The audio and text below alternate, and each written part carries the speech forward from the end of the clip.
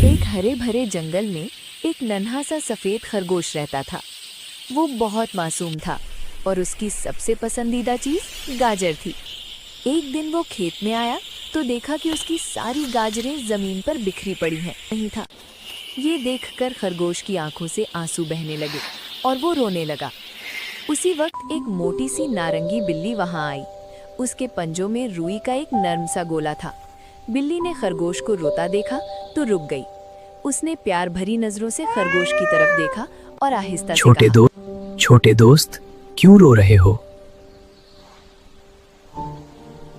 मेरे पास बांटने को कोई नहीं और मैं अकेला हूँ।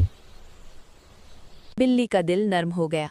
उसने अपने पंजे से रुई का गोला खरगोश को थमा दिया और कहा, ये लो, ये तुम्हारे आंसू पूंछने के लिए, और आज से तुम अकेले नहीं हो।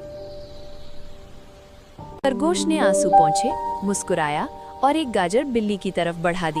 बिल्ली हंस पड़ी। उस दिन से दोनों अच्छे दोस्त बन गए। वो गाजरें भी बांटते और खुशियां भी। सबक मिला के सच्ची दोस्ती वो होती है जो आंसू देखकर दिल से मदद करे।